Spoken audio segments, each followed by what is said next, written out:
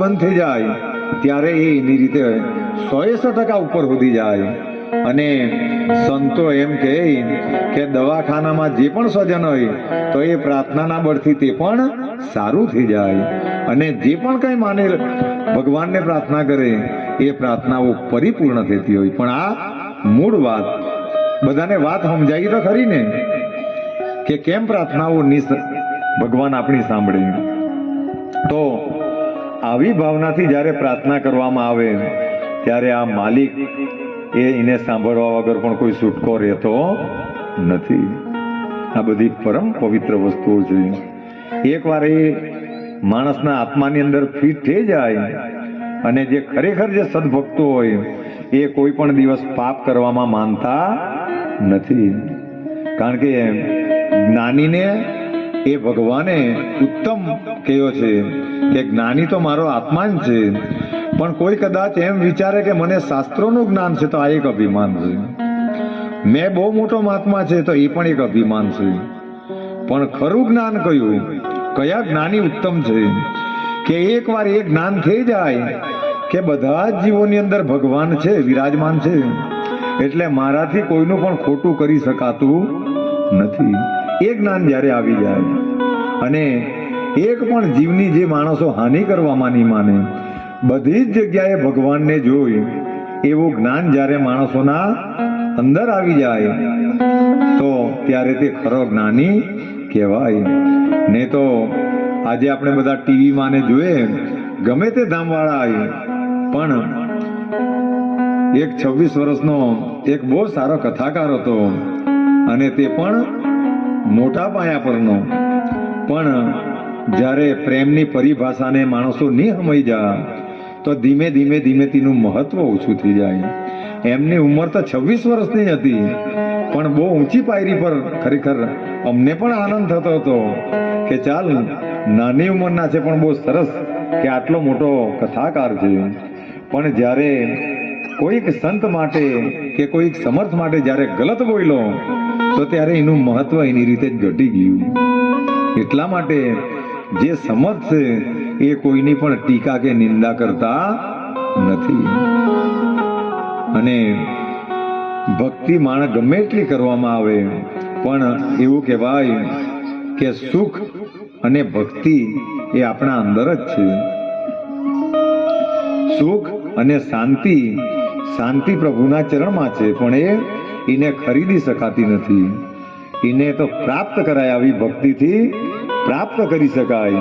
અને એકવાર માણસો શાંતિ પ્રાપ્ત કરે પણ એનું માધ્યમ શું છે તો આવા સમર્થોએ કહ્યું કે આનથી જ પ્રાપ્ત કરી શકાય, આવા સત્સંગોના માધ્યમથી પ્રાપ્ત કરી શકાય. અને એ એકવાર શાંતિ પ્રાપ્ત થાય પછીથી એમ કહેવાય કે માણસો આખી જિંદગી પૈસા પાછળ દોટ મૂકે, આખી જિંદગી પૈસા પછાડી દોટ મૂકીને થાકી જાય તો માંડ માંડ 1-2 બંગલાનો કે 1-2 ગાડીઓનો માલિક થાય. પણ માણસો ભગવાનની ભક્તિ કરે અને શાંતિ પ્રાપ્ત કરે તો એ 1-2 બંગલાનો ને 1-2 વાડીનો નહીં, આખા બ્રહ્માંડનો માલિક બને. આ પરમ પવિત્ર, કારણ કે જેને શાંતિ પ્રાપ્ત થાય એ બધાનો જ માલિક હોય. કારણ કે તેના માટે કોઈ પારકાપણું આવી શકતું નથી. તેને પછી બધું જ પોતાનું થઈ જાય. અને આપણી પાસે 1 એકર જમીન હોય તો પણ હું, અને 100 એકર હોય તો પણ હું. જેમ અહીંયા આવીને બધાએ અહીંયા આવીને અમારો જયંતિભાઈ કરોડપતિ છે તે પણ એક પ્રસાદ લઈ ગયો. બધા ધ્યાનથી સાંભળજો, જયંતિભાઈ કરોડપતિ છે તે પણ તે પ્રસાદ લઈ ગયો. અહીંયા અમારા ગુરુજનો બેહેલા છે તેને પણ તે પ્રસાદ લીધો. અહીંયા સામાન્યથી અતિ સામાન્ય માણસ તેને પણ પ્રસાદ જ લીધો. એટલે એની એક વસ્તુ સાબિત થાય કે ભગવાનની નજરમાં બધા સરખા છે. આની નજરમાં કોઈ કરોડપતિ નહીં અને કોઈ રોડપતિ નહીં. આવી આ પવિત્ર વસ્તુ છે. પણ ઘણીવાર સાધુ સંતો પણ આવા રાજકારણને અને પ્રજાને વધારે પ્રાધાન્ય આપે. પણ જેની અંદર ભક્તિ છે તો તેને જ ભગવાન પ્રાધાન્ય આપે. અને આ તો બધી પ્રેમની વસ્તુઓ છે. આપણે ગમે એટલા મહાત્મા બની જવું, ટીલા ટપકા કરવું કે ગમે તે કરવું, પણ જ્યાં સુધી ભક્તિ જેમ આપણા હૃદયની અંદર છે તો સેવા પણ આપણા ઘરથી જ પહેલા ચાલુ થાય. એટલે જ્યારથી આ સદગુરુએ એ જ અમને શીખવેલું કે આ દુનિયાની અંદર કોઈ મોટામાં મોટું તત્વ હોય તો કયું તત્વ તો પેલા તો માય બાપ જ આવે. આ ભક્તિનું મૂળ છે. પણ મહાત્મા ગમે એટલા બની જાય પણ આ વસ્તુને, આ મૂળને નહીં સમજે તો બીજી વસ્તુઓ માણસના અસ્તિત્વમાં સહજ રીતે નહીં આવી શકે. હું કામ? કારણ કે આપણે પ્રાથમિક શાળામાં નહીં ભણીએ અને પછી સીધા માધ્યમિકમાં કે ઉચ્ચતર કક્ષામાં ગઈ લાગીએ તો આપણને સર્ટિફિકેટ મળી શકતું નથી. પણ એ મોટું સર્ટિફિકેટ જો મેળવવાના હોય તો પહેલા ધોરણમાંથી જ આપણે બધાએ ભણવું પડે, તો જ આગળનું આપણને બધું ખબર પડી જાય, ખબર પડી રહી અને એ સર્ટિફિકેટ પર સિક્કો લાગી જાય.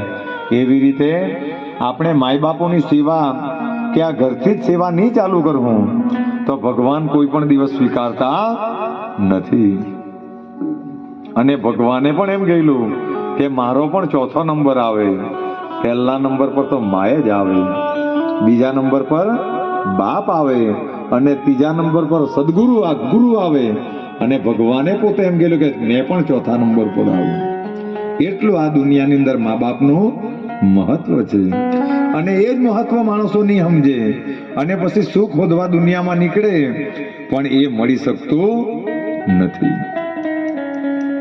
તો આપણે પણ ભગવાનને પ્રાર્થના કરીએ કે હે દયાળુ પ્રભુ, તમારી કૃપા થાય ત્યારે જ આવી સરસ્વતી જેવી દેવીઓ ભક્તોના જીહવા પર વાસ કરતી હોય અને એ આવું જ્ઞાન સહજ રીતે પ્રગટ થતું હોય અને એ બધા ભક્તોના હૃદયની અંદર ઉતરતું હોય તો એ જ્ઞાન અમને પ્રાપ્ત થાય.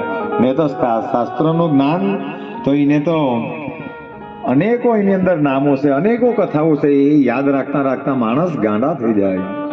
પણ સંતોનો ખાલી એક શબ્દ, આવા સમર્થોનો એક શબ્દ પણ આ જીવનને તારનારો છે. અને સંતો તો આ સુધી કહે કે માય બાપો જેવા પણ હોય તેવા, પણ એમણે નિમિત્ત બનીને આ દુનિયાને આપણને દેખાડી એ લોકોએ. એટલે જેટલા પણ જન્મ લે માણસો તો પણ એ માય બાપનું ઋણ ચૂકવી શકતા નથી. એટલા માટે આ સંસારની અંદર જેમણે મા બાપની, આવા ગુરુજનોની, વડીલોની સેવા કરી, પશુ પક્ષીની સેવા કરી, દુઃખીની સેવા કરી, એક ને એક દાડે પરમ સુખ એમને હોતું ગયું. બાકી એમને શોધવામાં જીવન પૂરા થઈ ગયા બધાના. કોઈ કરે કે આ ધામમાં હશે, કોઈ કરે કે આ તીર્થોમાં હશે, પણ ત્યાં પણ એ પ્રાપ્ત કરી શકાતું નથી. તો એ પરમ સુખ આપણા બધાની અંદર જ છે, પણ એ ભગવાનની ભક્તિથી માણસોએ પ્રાપ્ત કરવું પડે. તો એ સદગુરુ રાયને પ્રાર્થના કરીએ કે અમને આવું સરસ જ્ઞાન આપજે. અને એકવાર એ પ્રાપ્ત થાય પછીથી માણસોના મનની અંદરના સંશયો, મારા તારાનો ભેદ મટી જાય. અને મારા તારાનો ભેદ મટી જાય પછી ભગવાન હાથે એકત્વ દૂર નથી, પછી તો એકત્વ થઈ જાય. પણ આ વિષયો જે છે એ એટલા બધા ગહન છે કે એને સમજતા સાધુ સંતો પણ થાપ ખાઈ જાય. એ તો સદગુરુની અગાધ કૃપા હોય. કારણ કે સદગુરુ તત્વ એવું છે કે આ દુનિયાની અંદર જે સાક્ષાત બ્રહ્મા, વિષ્ણુ અને મહેશ પણ નહીં કરી શકે એ સદગુરુ કરી દે. પણ સદગુરુના રસ્તા પર ભક્તોએ ચાલવું પડે, ત્યારે જ આ વસ્તુ પ્રાપ્ત થાય. તો હવે પછી એકવાર આ ગામની અંદર, આ ગામ સાથે આવો આપણો કંઈક ને કંઈક નાતો હશે, પ્રેમ હશે.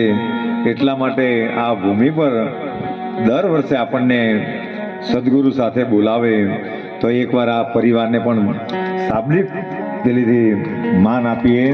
કારણ કે જેમણે પોતાનું પરમ કલ્યાણ, આ વસ્તુથી પોતાનું પરમ કલ્યાણ માણસો નિશ્ચિત કરી લેતા હોય.